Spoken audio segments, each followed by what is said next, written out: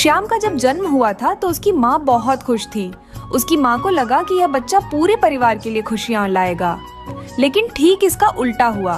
श्याम के जन्म के बाद ही उसके पिता का देहांत हो गया। इसी कारण लोग श्याम को मनहूस मानने लगे। कुछ दिनों बाद श्याम और उसकी माँ को उसके पिता के घर वालों ने घर से निकाल दिया, जिसके बाद दोनों दूसरे गांव में बड़े मुश्किल से एक छोटी सी झोपड़ी बनाकर उसमें रहा करते थे।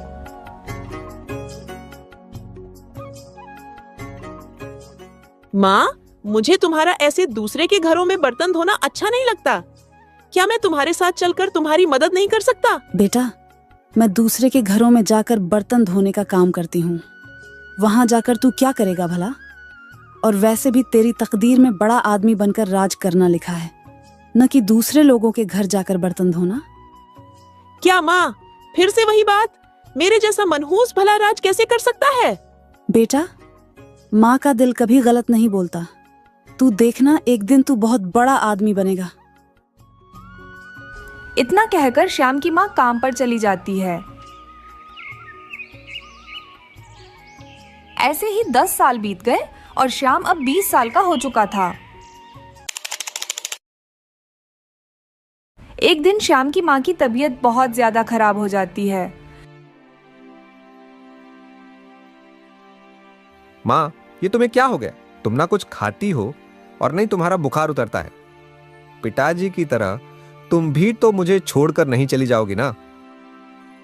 श्याम की माँ कुछ नहीं बोलती और कुछ दिनों बाद श्याम की माँ की भी मृत्यु हो जाती है। अब श्याम बिल्कुल अकेला हो चुका था। अपनी माँ को खोने के बाद श्याम जैसे तैसे अपना गुजारा कर रहा था। एक दिन श्याम को उसकी माँ का एक खत मिला, जिसमें उसकी माँ ने लिखा था,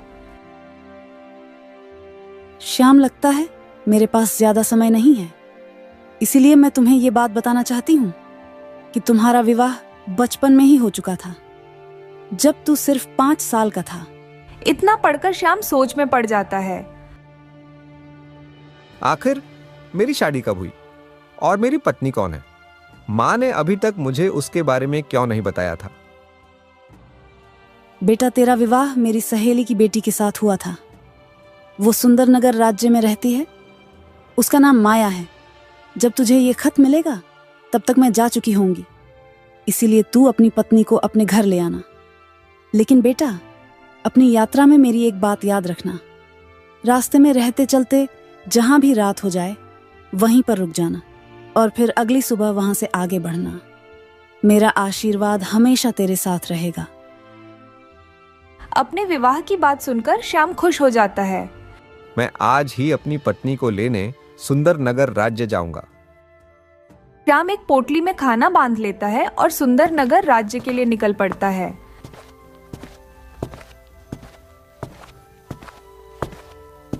चलते चलते श्याम जंगल के बहुत अंदर तक आ जाता है।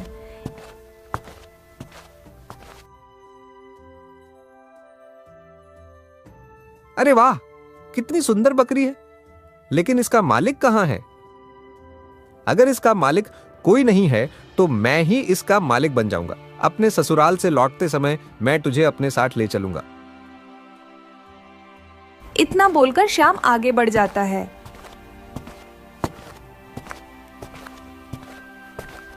ओहो, इतनी देर से चलते चलते मैं बहुत थक गया हूं और मुझे बहुत जोरों की भूख भी लगी है। नदी भी पास में ही है। इतना सोचकर श्याम वही नदी किनारे पेड़ के नीचे बैठकर खाना खाने लगता है।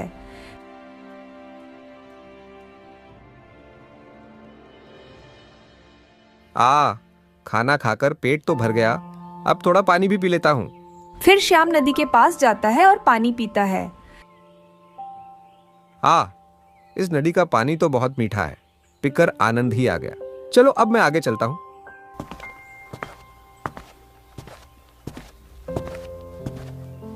चलते चलते शाम हो जाती है। आज श्याम सुंदरनगर राज्य में पहुंच जाता है।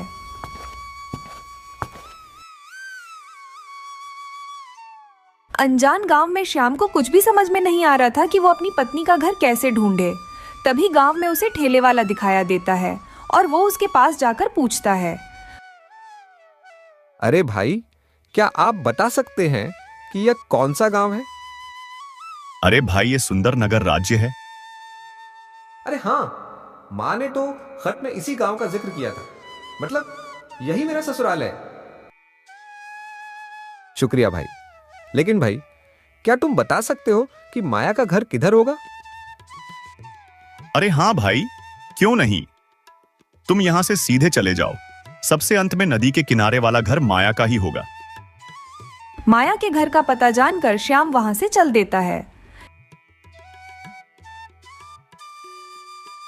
मुझे लगता है वह आखिर वाला घर ही मेरी सासू माँ का है। श्याम झोपड़ी के पास पहुंचा ही था तभी रात हो गई। आज श्याम वहीं रुक जाता है। माँ ने खत में लिखा था कि जहां पर रात हो जाए वहीं पर रुक जाना। मैं तो घर के अंदर भी नहीं जा पाया और रात हो गई। एक काम करता हूं, मैं रात यहीं घर के बाहर ही रुककर गुजार लेता हूं। सुबह होते ही घर के अंदर चला जाऊंगा। इतना सोचकर श्याम वहीं घर के बाहर बैठ जाता है। तभी घर के अंदर से आवाज आती है। अरे माँ, मेरी सब्जी तो जल गई। अरे ये क्या, लगता है मेरी पत्नी द्वारा बनाई गई सब्जी जल गई।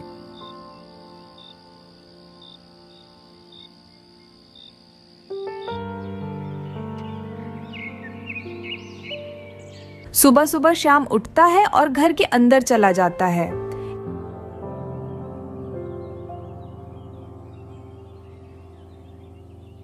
अरे बेटा, तुम कौन हो और ऐसे कैसे मेरे घर में घुस आए? अरे माँ जी, मैं आपका दामाद हूँ। अच्छा, क्या तुम सुजाता के बेटे हो? हाँ माँ जी, मैं उन्हीं का बेटा हूँ। अरे बेटा, तुम इतनी जल्दी इतना लंबा सफर तय करके यहाँ कैसे आ गए? अरे माँ जी, मैं तो यहाँ तभी पहुँच गया था जब आपकी बेटी की सब्जी जल गई थी। अरे बाप रे, मेरे दामाद जी तो बहुत होशियार हैं। आखिर इन्हें कैसे पता चला कि मेरी बेटी की बनी हुई सब्जी जल गई थी? इसका मतलब मेरे दामाद जी कोई साधारण इंसान नहीं है, ये तो बहुत ज्ञानी है।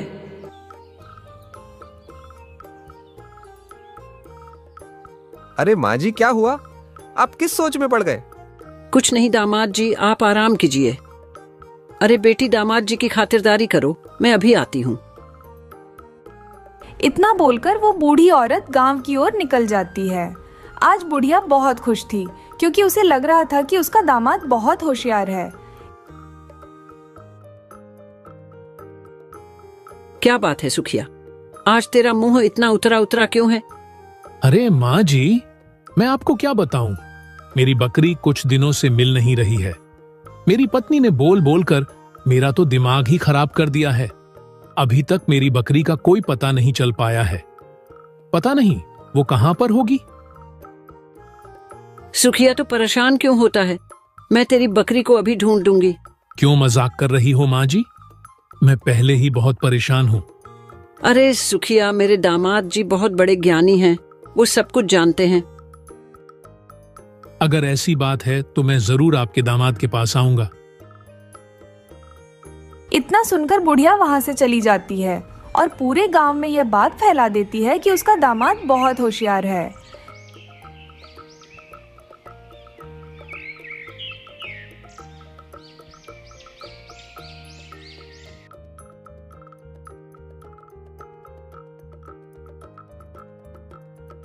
दामाद जी, मैंने सुना है कि आप बहुत ज्ञानी पुरुष हैं। कृपया मेरी मदद करो। हाँ हाँ भाई, मैं ज्ञानी तो हूँ। बताओ तुम्हारी क्या समस्या है? दामाद जी, मेरी बकरी कुछ दिनों से मिल नहीं रही है। मैंने उसे बहुत ढूंढा लेकिन वह कहीं नहीं मिली। क्या आप मेरे बकरी के बारे में कुछ बता सकते हैं कि मेरी बकरी अभी कहां पर है? इतना सुनते ही श्याम का ध्यान उसी बकरी पर जाता है जिसे उसने जंगल में घास चरते देखा था। श्याम तुरंत समझ जाता है कि वो बकरी सुखिया की बकरी थी। अरे दामाद जी, कहां खो गए आप? अरे कहीं नहीं भाई, मैं तो तुम्हारी बकरी का ही ध्यान लगा रहा था। तुम्हारी बकरी कहाँ है? थोड़ी देर सोचने का नाटक करने के बाद श्याम बोलता है। अरे सुखिया भाई, यहीं पास के जंगल में एक पेड़ के नीचे आपकी बकरी घास खा रही है। श्याम के मुंह से ये बात सुनकर वो व्यक्ति बहुत खुश होता है और तुरंत गांव के पास वाले जंगल में जाता है।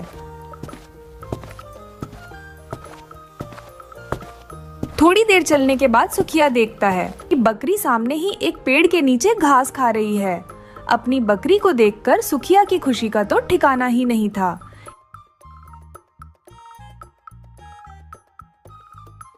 दामाद जी, आपकी जय हो। मैं बहुत दिनों से परेशान था। आपने मेरी बकरी ढूंढ दी। आप तो सच में ज्ञानी हो। ये बात पूरे गांव में फैल जाती है कि सरस्वती का दामाद सच में बहुत ज्ञानी है और वो सब कुछ जानता है।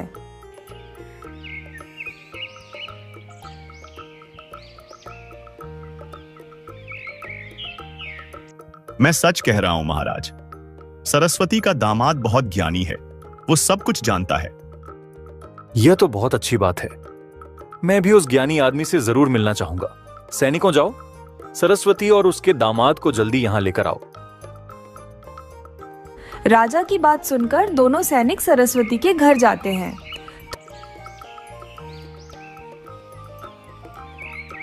अरे ओ अम्मा, तुम लोग मेरे साथ राजमहल चलो।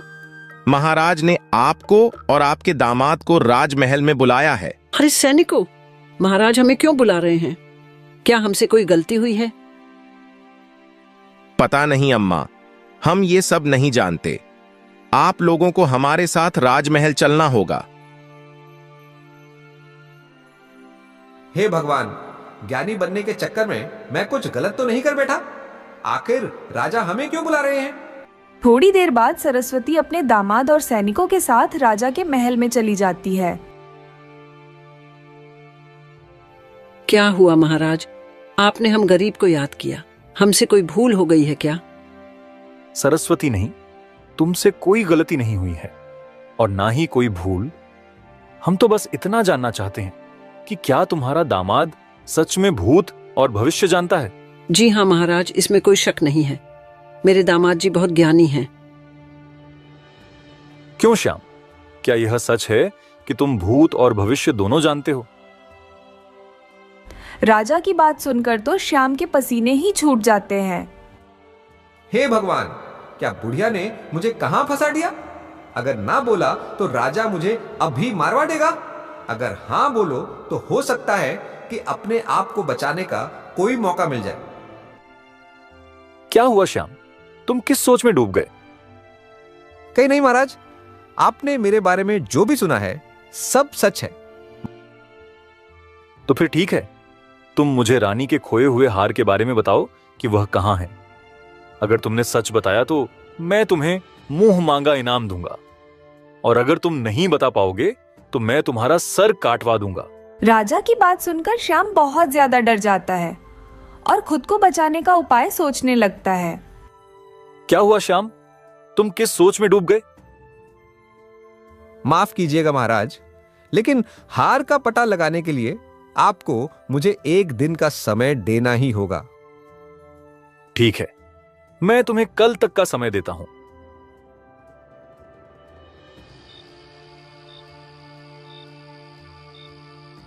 हे भगवान, हां, मैं कहां आकर फंस गया। अच्छा खासा अपने गांव में शांति से जी रहा था। यहां आकर तो मैंने खुद अपनी पैर पर कुल्हाड़ी मार ली। क्या हुआ दामाद जी, आप इतनी चिंता में क्यों हैं? कुछ नहीं माँ जी, मैं बस हार के बारे में सोच रहा था। आप जाकर सो जाइए, मैं आज यहां बाहर ही सोऊंगा। लेकिन दामाद जी, आज आपने खाना तो खाया ही नहीं है। माता जी, आज मेरा पेट पहले से ही भरा हुआ है, इसलिए आज मैं खाना नहीं खाऊंगा। इतना सुनकर सरस्वती घर के अंदर चली जाती है। क्या बुढ़िया ने पहले ही मुझे इतनी बड़ी मुसीबत में डाल दिया है और आज भी शांति से जीने नहीं दे रही है? कल तो मरना ही है, कम से कम आज की रात चैन से सो लेता हूं। इतना सोचकर श्याम वहीं चारपाई पर लेट जाता है, लेकिन चिंता के कारण उसे नींद नहीं आ रही थी, इसलिए वो खुद में ही बड़बड़ाने लगा। कल तो मरना ही है सपना, अब तू आ भी जा। कल तो मरना ही है सपना, अब तू आ भी जा। श्याम इसी बात को बार बार दोहरा रहा था ताकि उसे नींद आ जाए। तभी यह आवाज पड़ोस में रहने वाली औरत के कानों में पड़ी, जिसका नाम सपना था। वो राजा के यहाँ रानी की दासी बनकर काम करती थी।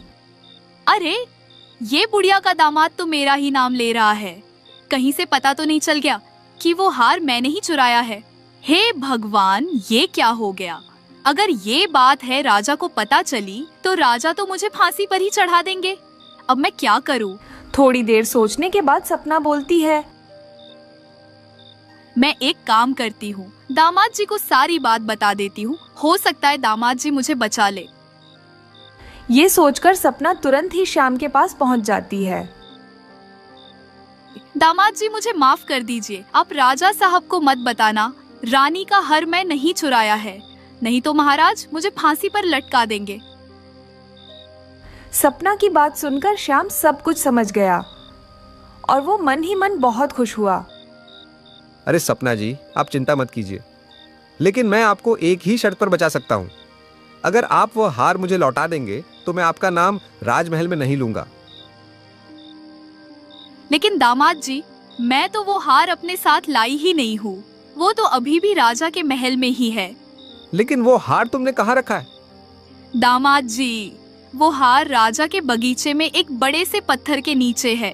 ठीक है सपना, अब तुम चिंता मत करो, तुम निश्चिंत होकर जाओ। मैं तुम्हें कुछ नहीं होने दूंगा, लेकिन कसम खाओ कि आज के बाद चोरी नहीं करोगी, मेहनत करके पैसे कमाओगी।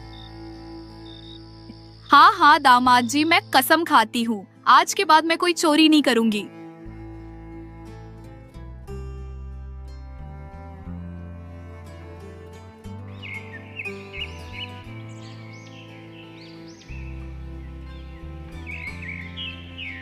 अगले दिन राजा के सैनिक फिर से श्याम को लेने आते हैं। चलो श्याम, राजा ने तुम्हें बुलाया है। हाँ, चलो सैनिकों, मैं आपके साथ चलने को तैयार हूं।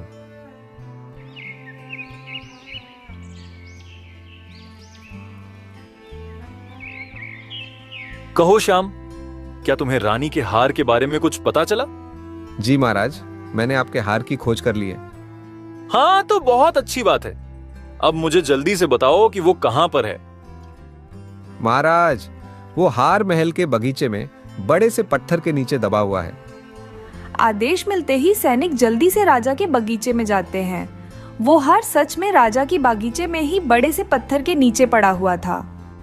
ये देखकर राजा बहुत हैरान था। वाह श्याम, वाह, तुम तो सच में बहुत ज्ञानी हो। मांगो, तुम्हें क्या चाहिए? महाराज, मुझे कुछ नहीं चाहिए। आप अपनी मर्जी से जो भी दे देंगे मुझे स्वीकार होगा। मंत्री जी, श्याम को 1000 सोने के मोहरे इनाम में दे दिया जाए। सोने की मोहरे पाकर श्याम बहुत खुश था। महाराज, अब आप मुझे आज्ञा दीजिए, मैं यहां से जाना चाहता हूं।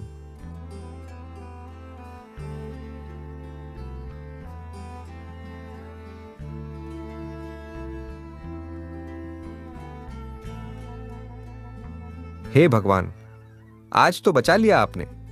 अब अपनी पत्नी को लेकर इस गांव को ही छोड़कर चला जाऊंगा। ये सारी बातें सोचते हुए श्याम घर को पहुंच जाता है।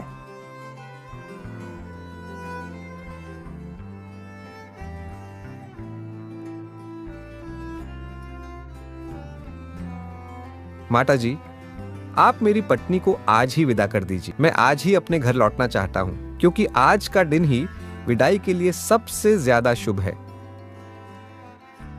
अगर ऐसी बात है दामाद जी, तो आप आज ही चले जाओ। और फिर श्याम अपनी पत्नी को लेकर अपने गांव लौट जाता है और खुशी खुशी अपना जीवन व्यतीत करता है।